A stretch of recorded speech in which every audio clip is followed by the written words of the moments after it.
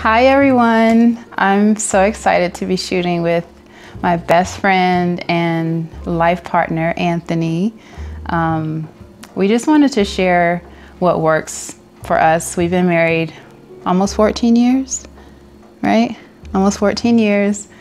And we just wanted to share what works for our family, what we put first as far as God, and how we handle, life challenges and things that get in the way of your relationship or marriage, and tips to help you deal with your husband or how to deal with your wife. So we just wanted to share what works for us. So well, I guess I wrote the things that I wanted to say down because I knew I would forget, So I wrote them down. Yeah. Some of my points. I'm a Virgo, so Virgos are very prepared and they like to plan. So one thing that I think is important is to love each other through all of the changes. We've been married almost 14 years. I've changed, he has changed. So I think it's important to remember, everyone is different and everyone is going to grow and experience things differently. So it's important to love that person regardless of what you're going through and how they're changing, and to accept those changes and to be open to how they're different, So I think it's important to just love the person unconditionally, regardless of, you may not agree, but, I think it's important to. Yeah, the concept is like a salt and pepper shaker. So you have salt and you have pepper, right? Two totally different things. You use them both, maybe in one setting, in the kitchen when you're trying to season your meat or your dinner. You need a little salt, you need a little pepper. Both have two different distinct tastes. They both season the meal in their own way, but they're both very necessary to get the outcome that you want with what you're trying to do when you're making a meal or when you're cooking a meal. So pepper can't be salt, salt can't be pepper, bottom line. But they're both equally important. And if I run out of one, to me it feels like it's hard for me to use the other. So, you have to understand the changes. I mean, everybody starts with the fact that all of us are different as people, number one. And then you get the male and female factor. So that's the double whammy. And then the trifecta is when you have, a lot of other things that influence, your background, how you grew up, and all those things. And a lot of times we're imitating people who were imitating people who were imitating people. And if you, if you want to find out kind of why people do the things they do, sometimes you have to, look into family history.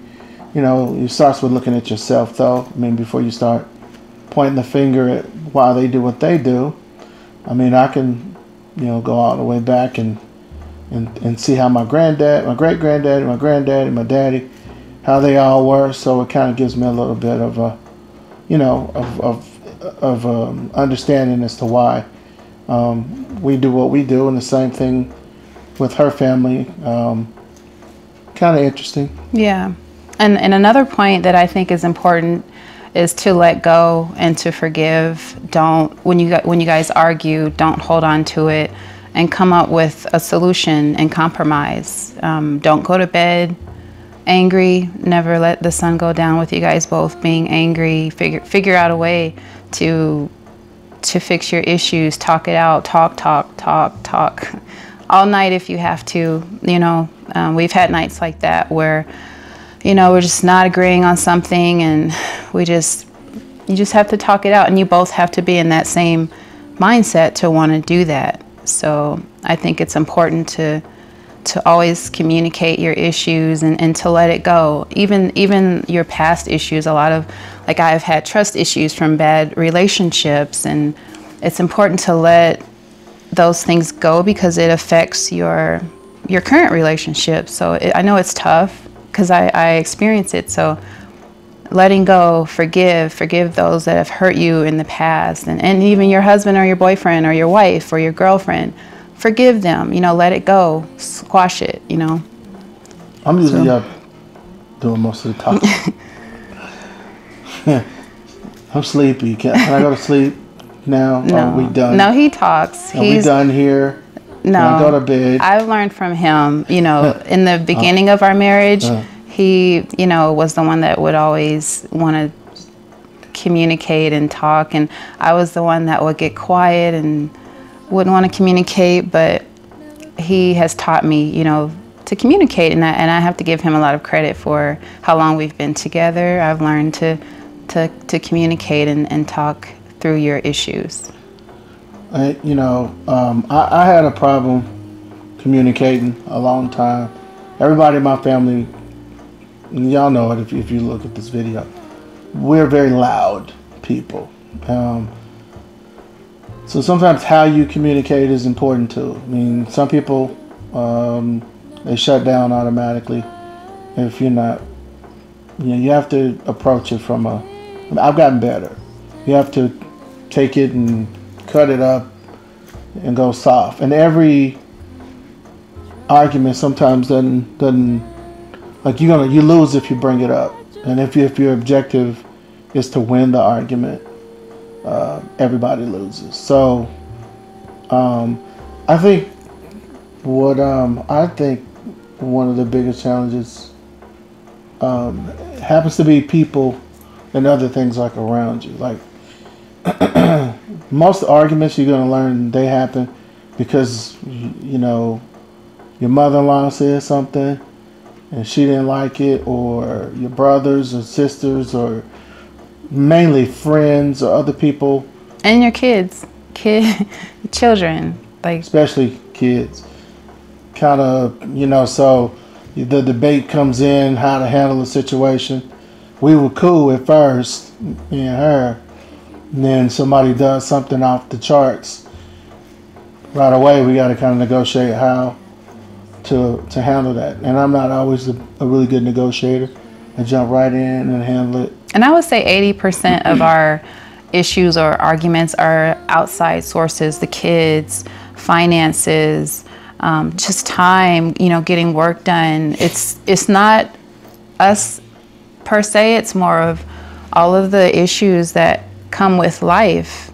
And I think it's important to just remember to keep that in mind and not to look at the other person as your enemy, and just remember that just to get through those issues, those life issues, and come back together as one, and don't blame the other person, or just realize what the source is of the issue. It's not you two. Like I think that's so important to remember.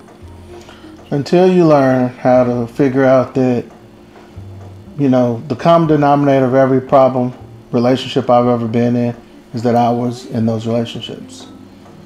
Same thing. So even past relationships, you have to go back and think, I was a part of every one of those. So what did I bring to the table, to this relationship? Baggage, right? That, that's affecting, and we hold on to stuff, act like, it's the other person. And I mean, some people have to go to counseling. I mean, if that's what you need to do, I think at some point, sometimes that's good. But you got to make up your mind to do it. I'm going to say this though, and because it's a spiritual law. You have what you say. You got to be careful what you say. So if you walk around throwing a divorce word up all the time, or if you like the person that every time a conversation don't go your way, I'm just going to leave, or, all that kind of stuff. After a while, people get tired of you threatening them, and then, they might help you pack. So, I mean, there's two ways to look at that for me. I mean, I think you're not supposed to say the word. Yeah, you have to be on the same mindset with that. Also, don't mention divorce. You have to both agree divorce is not an option. But we don't mention it about. I'm guilty. The first 4 or 5 years, I'm just used to. I'll just leave. I was a runner. So I've learned, to not do that with my marriage. I've learned what a blessing it is to be married, and especially to a wonderful husband like him. I've learned not to do that. So again, I have to give him credit for teaching me that. I'm okay. I'm working at being a wonderful husband. You know, he is. I'm okay. I'm working on it. The best thing about her is I've never heard her say a cuss word, and since I've known her 14 years, I guess that's pretty good. Because I'm I'm still working on that. You know, even in the pulpit. So I don't want to get all preachy. I heard something this morning that made sense. You know, 12 words you gotta remember to say. I was wrong. I'm sorry. Please forgive me. And I love you. And then there's 3 more, which makes 15. I need you. So I thought that was cool when I heard that this morning. So it was funny because I like that. Me too. I love that. Yeah. One thing I want to mention as a wife, well, for me, I think it's important to learn to give each other space. You know, even though you're a couple, give that person space. You know, sometimes he's had a rough day at work and he'll just want to go in his room and just lay down and do nothing. And that's okay. And before I would take it personal, like, you just got home, I want to see you, I want to talk to you. And don't take everything so personal. Give that person space, you know, if they want to lay down or if they want to read a book or just take a bubble bath. Learn to give that person space and to be okay. And then, or hang out with their friends all the time and go everywhere and run around. Yeah, I've met some great people in my life. I'm so thankful for my new friends that I've met. So I've been really busy and just doing things that I like to do, you know, going on hikes, walks, practicing yoga at the yoga studio. So, he's not used to me, doing things like I've been a stay-at-home mom for a while, so he's not used to me like, doing a lot of recreational naps. I'm good. And he's spending more time with the kids, which is nice. But yeah, just learn to give each other space. I'm getting older, technically. I don't need to go a lot of places, so I don't think it's a problem. Somebody's had to kind of get over the hump of feeling like, oh, you don't want to do anything with me. You don't want to go nowhere. It's hard to get 14 him hours a day, or 12 to 14 hours a day, and probably have irregular sleeping patterns because I'm up early. I can't sleep through the night. So, sorry, Charlie. I go to work, I go home, and I'm tired. I usually don't like to. He doesn't like to do much. I'm vanilla. I'm low key. I mean, I gotta try to get my sexy back, but I'm on my way. We're going to this coaches training because football season's coming up. You are sexy. So next time, still sexy. He is. He's still very handsome to me. But just learn to do things. That brings me to another point I want to say. Learn to find things to do together. Like, we're so different. Me and Anthony, we're so different. I'm into working out, eating right, and I'm a freaking slob, right? So he is not into that kind of thing. Where are we going here with this? and he loves football and he loves football. What else do you like to do? He loves church, going to church, and I do too. I'm just not as passionate about it as him, and I'm not into football at all. So it's hard for us to find things that we're into. So that's why I love, like, this is great. Like, us doing this video together. This is something that we can. Crown Royal. Yeah, I don't drink. I love it, and we don't have a lot in common, and that's okay. That's okay. I think that we balance each other. We're so different. He's, a people person, and jokes with everybody, and I'm more reserved and quiet, and just have a small circle of friends. And yeah, and I'm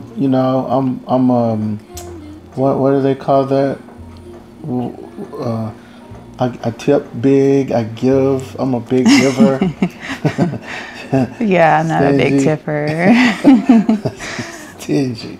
But yeah, just find something that you guys can do together. You know, like this is great for us to do a video together. And, you know, I've been trying to get him to go on walks with me and just, and he will. It's just find some activity that you guys can do together. So really, I mean, now after all of this about us, you got to find your sweet spot and figure out what works for you. Just keep everybody at your business. Yeah. That's the biggest issue. A lot of times, if you think it's somebody else's problem in your relationship, why are they not? You know, are you the type of person? I mean, I'm cool, but everybody's not cool when they go out and not go to clubs, but just, and then there's some who do want to hang out with their friends all the time, go out to clubs and different stuff. Then you wonder why when you get home, your man don't really want to deal with you, or vice versa, the other way around.